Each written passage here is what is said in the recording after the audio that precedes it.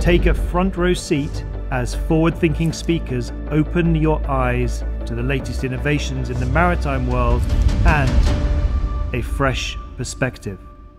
The future is now. Welcome to VriThink's Night Out.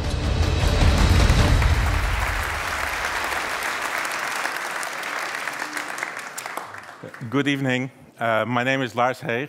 I'm from a company called Engineered Fluids. I have a confession to make. I don't know a lot about boats, nor yachting. In fact, the only professional experience that I have was in Giethoorn, and only the Dutch people can pronounce that, as a captain on a tour boat. So I'm going to tell you something different tonight. I'm going to tell you something about electricity. Today we are in the second age of electrification. The first age of electrification was in the early 1900s, where everybody got access to electricity. And today, the second age of electrification is that we're building everything electrical. Cars, steps, bicycles, and of course, boats. That's why we're here, right? If you design a boat which is fully electrical, that means that you have to really redesign the boat. No, it's not only the engine. So many electrical systems on a boat, and they're all connected. I don't know if you know, but everything what is electrical does one thing. It creates heat. It gets warm. So you need to take that into account, and you have to do something to get rid of that heat. Here are some examples where you shouldn't do it. You know, how should you do it? In practical, there are two things that you can do. The first one is air conditioning, and the second is with liquid, cooling with liquid. Air conditioning, everybody knows, right? It's in the rooms, but it's also for your personal computer.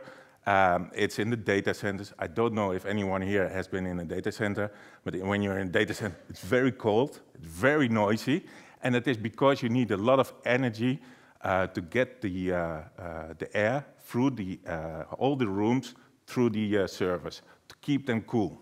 Now we've become very efficient in cooling with air. There's a stop to it, there's an end to it, because all the electrical devices that we are creating today, all the chips, are calculating so fast that they're getting so hot as never before. At the same time, we're creating devices, applications that are smaller. So the surface of this equipment is also getting smaller. So excess heat, smaller surfaces, means that we cannot efficiently cool them with air anymore. So what can we do? We cool with liquid. In this case, we cool with single-phase liquid immersion cooling, SLIC. What does it mean? Single-phase means that you're using a fluid that is staying as a fluid, so it doesn't evaporate. The liquid has to be a dielectric liquid. That means that it doesn't transfer electricity. And the immersion part is that you put it in a bath. So you immerse it, so you put it under the fluid. This is becoming a very, very much used technology of cooling electrical equipment. It's not new. It started in the late 1900s, and in fact, I don't know if you know, but the first computers built by IBM were built water-cooled, liquid-cooled. Like I said, the technology is getting much more popular these days, and there are many applications. And why is it becoming so popular? First thing, because it's cheaper than air-cooled. Second thing is you can use your standard devices, so you don't have to change your whole installed base. Fluid is 16 times better in transporting heat than air is. It's environmentally friendly, it's biodegradable, and if you immerse your equipment, it's protected from outside influences like salt air. So it protects your equipment, and it's safe. And what do I mean by safe? I don't know if you know what the policy is when an electrical car gets on fire. They let it burn down. And it is so because they don't know how to cool and how to put out the fire in an electrical car.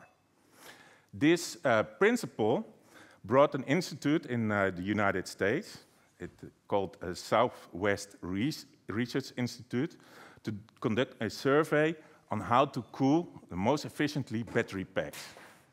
And they did it two ways. They did it in immersion cooling, and they did it without immersion cooling. And for that, what they did is they used a very standard test in the battery industry, and it's called the nail penetration test. What you do is you get a pneumatic nail, and you puncture the battery a lot and see what happens. What happens? If you cool the battery pack with air, it gets fire, and it burns down everything. And they found that if they cool it with a liquid, then only the battery that was punctured was destroyed. There was no fire, and even the other batteries that were in the pack were still functioning. But that's incredible. But now you want to see if it really works, right? I can tell you everything, but now I'm going to prove it's really working. That's why we have here the fish tank with a slick fluid, and I have a hair dryer. And we all know that I shouldn't do this. I put it on, and I put it in the fluid.